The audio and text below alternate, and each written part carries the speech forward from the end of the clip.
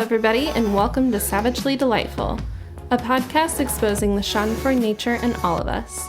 Each week, your co-hosts John and Chrissy will be coming at you with different stories of people making the kind of dumb mistakes that we all just love to hear about.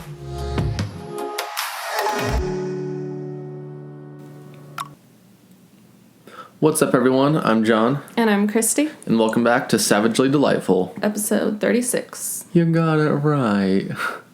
Oh my gosh, my iPad actually says 36. That means it's probably 37 now. God bless. Wait, I don't understand it. Yeah, but surprising. My iPad's finally on the right page, so Took a while. hopefully it'll stay. Probably not. Probably not. But welcome back, everyone. Coming to you from our office room floor. Yet again. Is it our office anymore? I don't know what you call this. I don't either, but the mics are on cardboard boxes and we're sitting on the floor, so... It's our hodgepodge craft podcasting room. Yeah. I've actually talked to a couple people who said that we need to start recording these, like with a camera. Yeah, if we do that, though, we should not look like this. Yes, we should. Show them the real deal. What's really going on.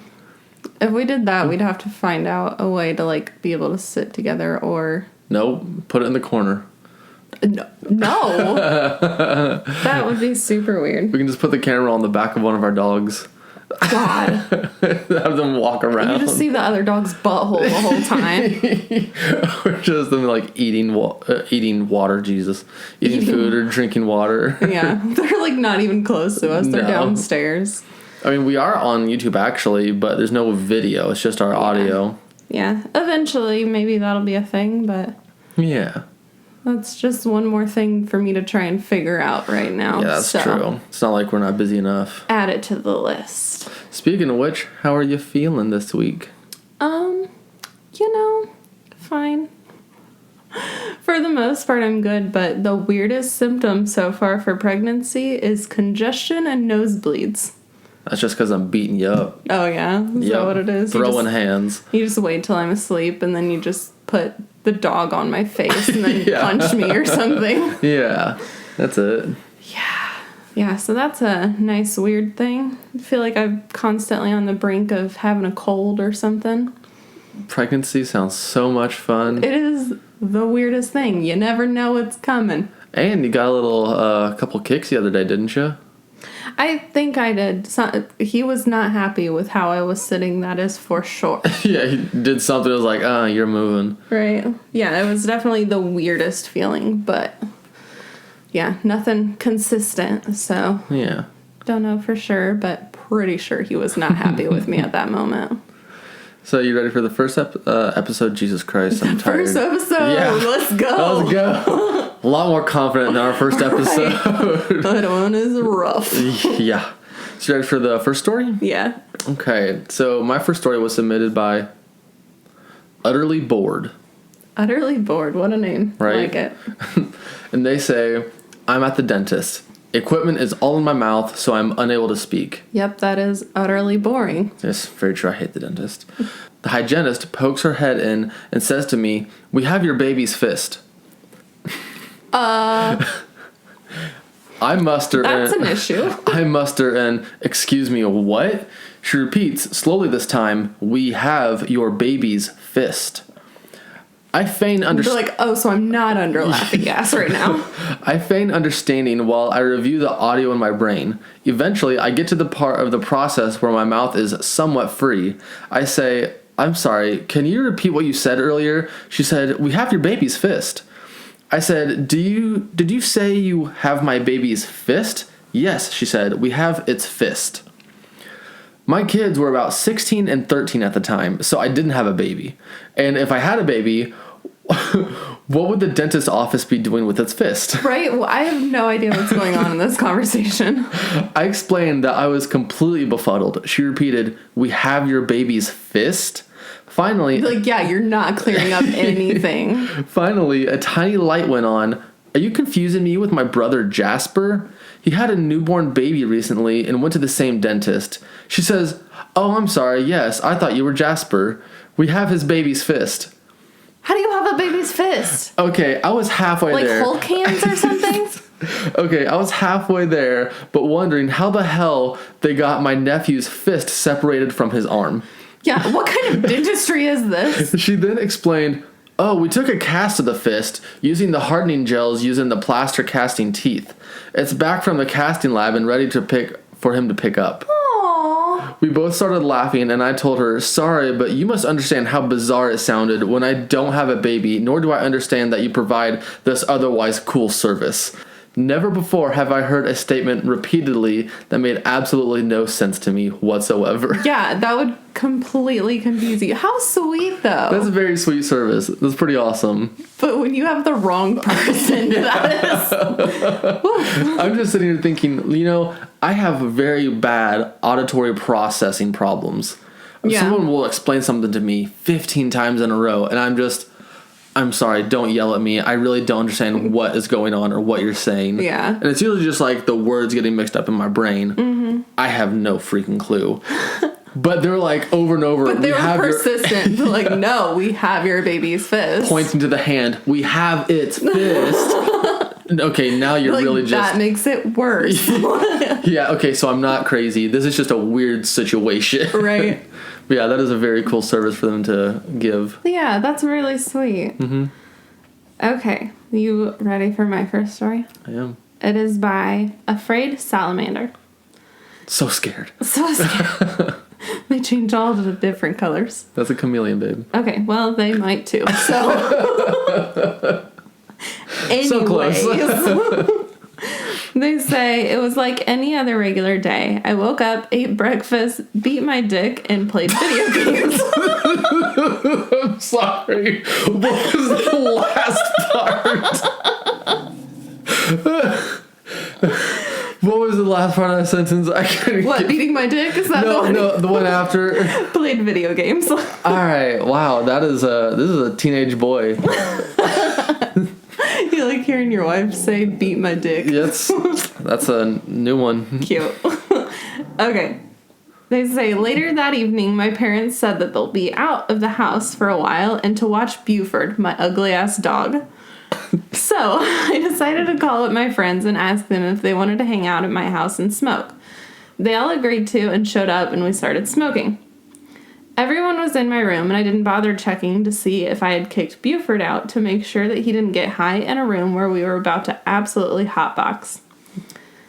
We were all chilling, playing video games, and talking about some typical things, but were absolutely fucked up. Every single one of us was absolutely stoned. I thought I had fucking died and went to heaven because of the amount of smoke that was in my room, which, gross. Hate it so much. I mean, that's the beauty of hotboxing. Ugh, what beauty. I would be dying in there. Yeah. There's no breathing. Coming from the girl with all the allergies and asthma and everything else, I'm like, no thank you. Yeah, I probably really would die there and whatever. Okay, they say, next thing I noticed, though, is my bitch-ass dog crawl from under my bed looking at me straight in the face with the most stoned face a dog can have. Oh my god. Motherfucker was looking right at me like I was a very suspicious individual. He literally goes, he's like, are you high, motherfucker? It's like, what did you do to me? It says, one of my friends unfortunately became paranoid when Buford decided to turn his head and give him the same look he was giving me. Jeez. Which that would be me. I'd be the paranoid one. Whatever. Like, why is your dog looking at me like that? Like, your dog is ashamed of me. Your dog's a cop. Yeah. Well, wait for it. They say, my friend then proceeded to say some crazy shit, talking about how my dog was a spy and was looking at us and was spying on us the whole time. Right in front of your face. He's a very good spy. He's hiding in plain sight.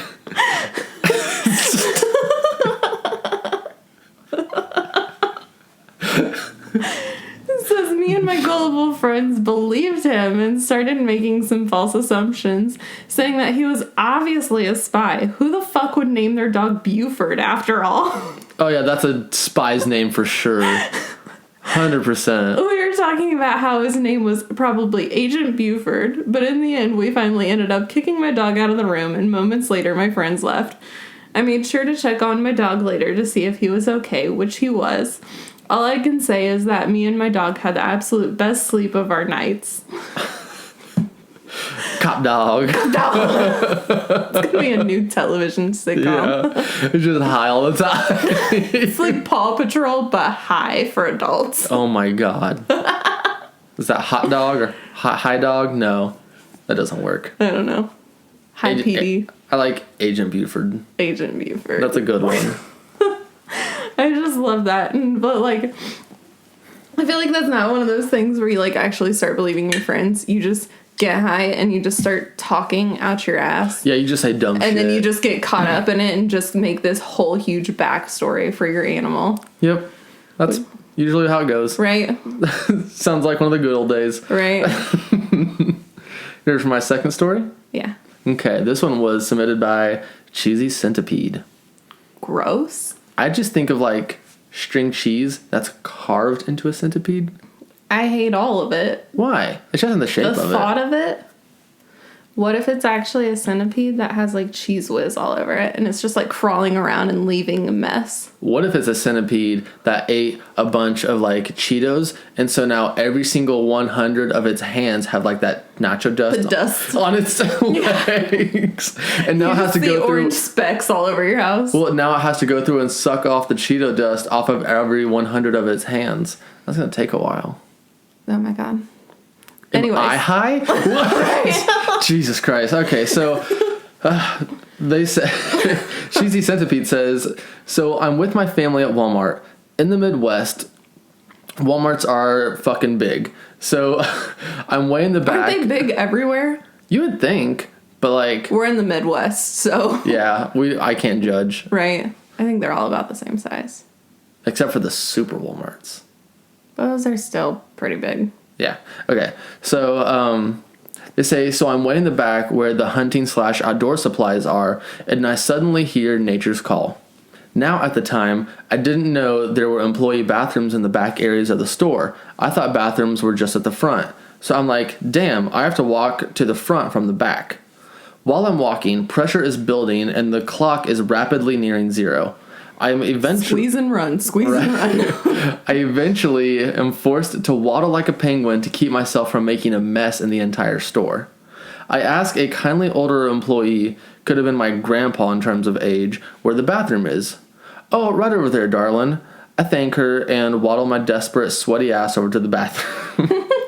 Waddling like I've never waddled before or after, I make it to the bathroom. At this point, pressure is to the point I could pop the top off of an Abrams and send it to the stratosphere. I disrobe from the waist down and prepare to do my business, bending oh so slightly before I sat. I can't properly describe the sound. Oh, God. Kadoosh would be the best I can put into words, and it was like a dynamite in a lake. Slightly deafened, I slowly turned back, and dear God, the sight that I beheld. Everything is covered. I mean, covered. Oh. The wall behind the toilet and the walls that make up the rest of the stall behind me. Behind the toilet, the fucking ceiling is covered. And it's just a painting of sorrow. I cleaned myself up and I was ready to run as best as I could and quickly depart the stall. Of course, as luck would have it, a man roughly in his 50s comes into the bathroom. He smiles, greets me, and I greet him before making my way out the door. Oh my God. Behind me, I hear, holy shit, and run like my ass is on fire to find my family. Oh, that poor Walmart, that poor man, that poor janitor. Oh my God. That sounds awful. Like, that sounds absolutely atrocious.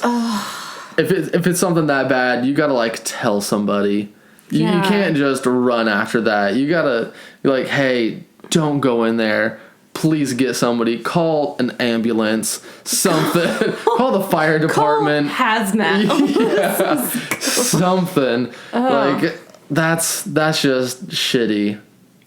But Hey. God. I hate myself. Ugh.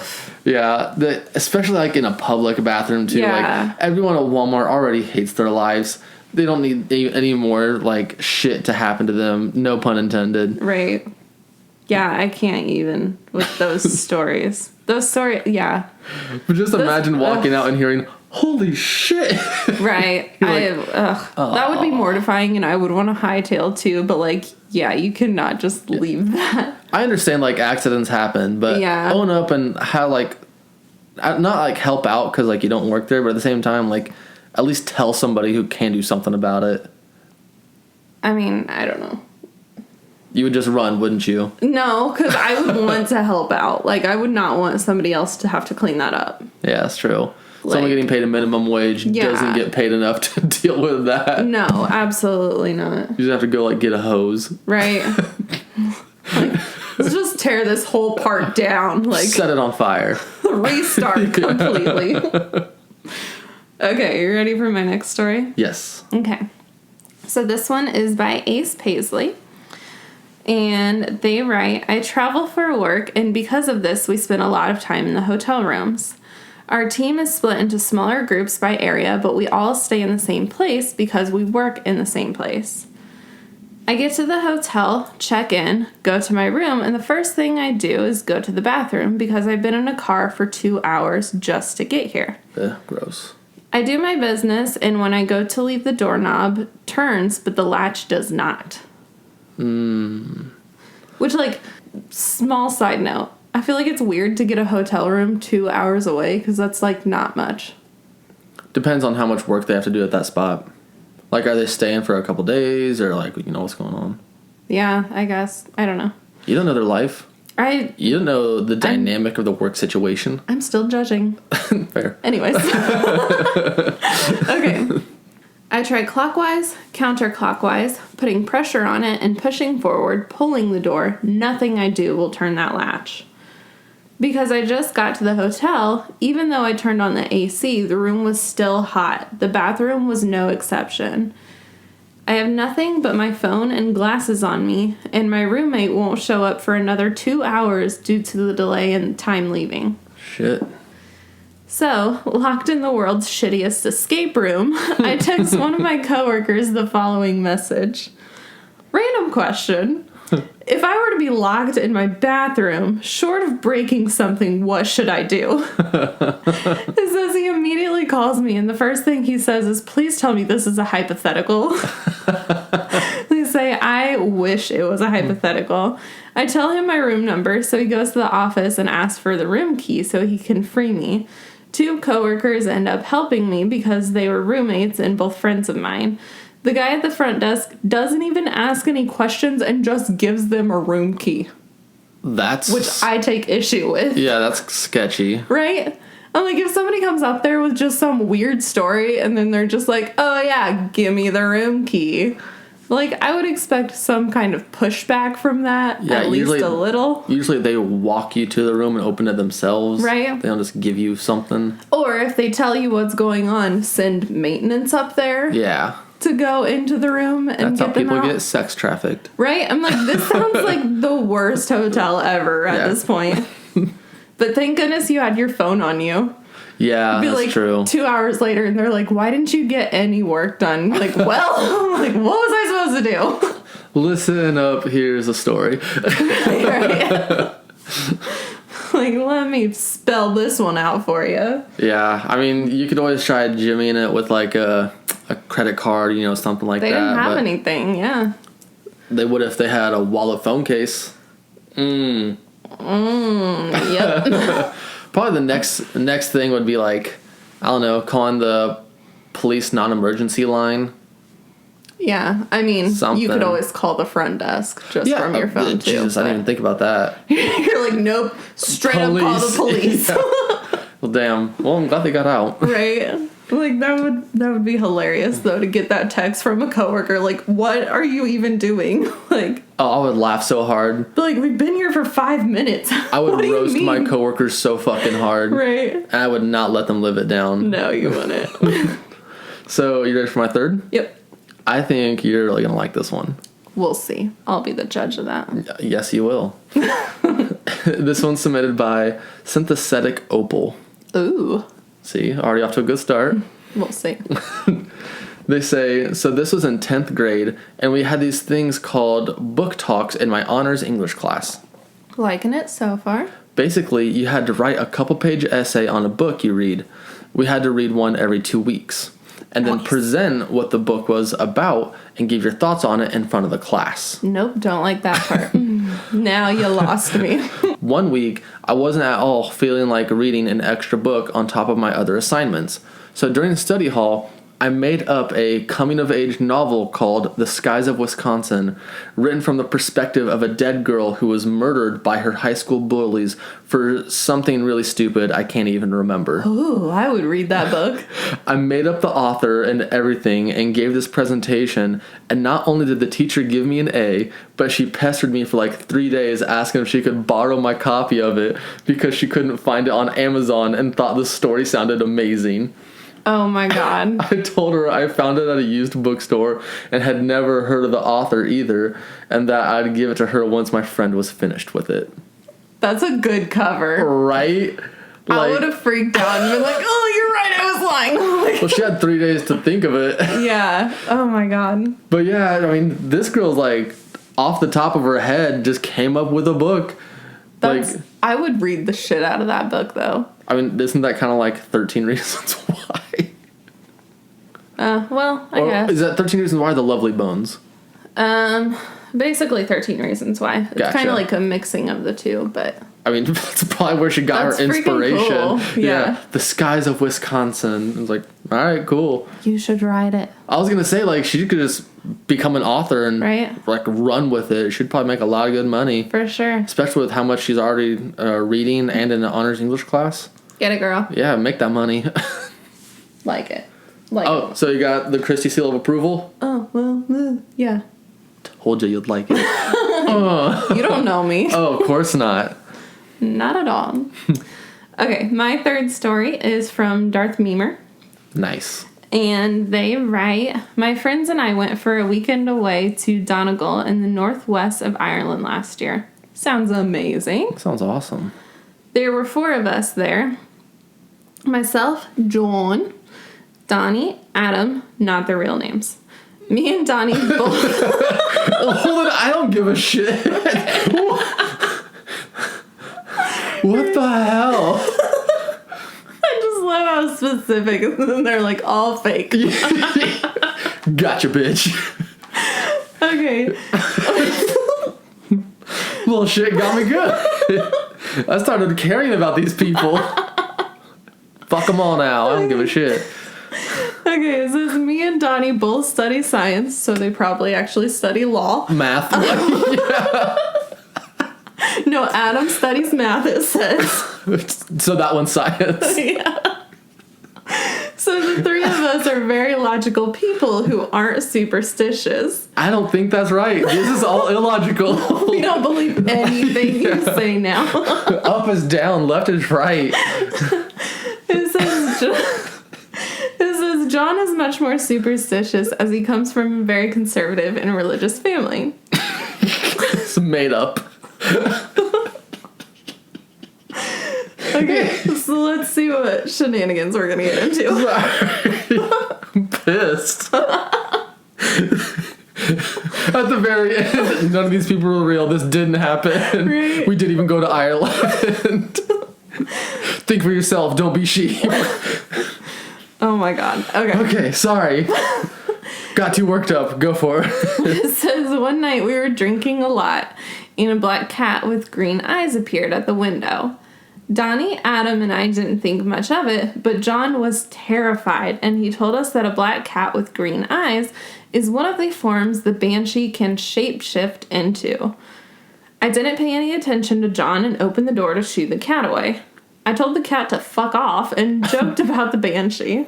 All right. John was furious at me, and he told me that you should never fuck with the Banshee or insult her because she would come back and kill us all if I did. Jesus Christ, they're very superstitious. Says a long conversation about banshees ensued where me and John argued over what a banshee was capable of.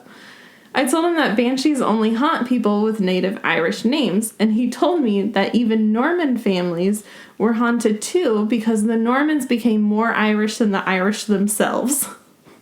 I'm lost on that.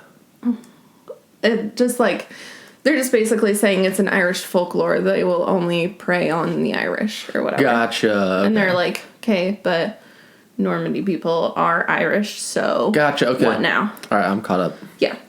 It says, since all four of us had Norman surnames, I was terrified at this point. John told us to stop discussing the Banshee because we could summon her if we kept talking, but myself and Donnie just kept talking about it. What an easy way to summon a demon. Right? Usually some like convoluted thing you have to get these ingredients for, but like Make the altar, put the blood in the thing. Yeah. Like, sacrifice a chicken, but the Banshee's like, nah, just like have a little chat. say my name, bitch. Yeah. Put respect on it. I'm there. It says eventually the cat returned and stood at the same window, and John fled the room in fear. Upon the cat's return, myself and Donnie began to get scared. The alcohol definitely played a part in our fear. Sure it did. Mm-hmm. We'll say it is. It says we ran around the house, closing all doors and windows and closing all the curtains. As I was closing a window, the cat hopped up trying to get in. That's a persistent cat. Right? He's like, I know what you're doing. It says I slammed the window with a scream and ran away from the window. It says before we went to bed, we turned all the mirrors to face the wall. Even random things with the reflections like phones were turned around. John claimed that the Banshee could travel through mirrors and kill us in our sleep, all because I insulted her. Alright, I don't know much about Irish folklore, but that seems a bit excessive. Like, at this point, I feel like John's trolling him. Yeah, I was gonna say, you're just, like, putting a whole bunch of different superstitions in together. Right. It says the next morning came and we were overjoyed that we survived. John is still convinced that we saw the Banshee that night and were lucky to be alive. The rest of us agreed that we were just a bunch of drunken fools being terrified by a cat. Yeah, this cat's like, yo, you got some food? And everyone's screaming the drunk ass off and slamming windows in its face. Yeah, these guys went from, like, not superstitious to turning all the mirrors and anything reflective. They're like, not today, Banshee, bitch. Yeah. What's that one phenomenon where it's like what if a crowd thinks it, then, like, more people in the crowd think it? Oh, gosh. You know what I'm talking about? I know exactly what you're talking about. That's just what happened, though. Yeah, absolutely. Just a bunch of drunk dumbasses. Yeah. The cat just wanted some love. Right? Plus, like, what is... A black cat with green eyes sounds beautiful. And they are beautiful. Right. But, like, this all-powerful Banshee that can travel through mirrors and you just close a window on it, it's like, damn it, I almost got you. Like, not again. Yeah. It's not a vampire. It has to get, like, permission to come in. God, wouldn't that be something? Or is it? Because vampires are real. Did you have your salt circle down? Did you sacrifice the chicken? What did you do? That's still fun, though. Right. Just, a bunch of bullshit between friends while you're drinking. Yep. It sounds like a good time. Drunk guys rattling off and getting scared. They probably do not do well with scary movies. Hey, what? I feel personally attacked. What? Stop. What? Is that all you got, babe? That is all my stories. All right. So, thank you guys for listening. You guys know where to reach out to us, savagellydelightful@gmail.com. All of our handles are on the outro. You got anything, babe? If you have stories you want to submit, our website or our email, reach out. We'd love to hear them. Yep. I think that's it. Thank you for joining us again this week. Yep, and we'll see you guys next week. Bye-bye. Bye.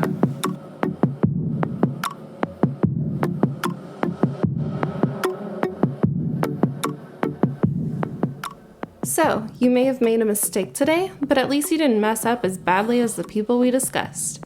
If you did, we would love to hear about it, and we may even feature your story on an upcoming episode.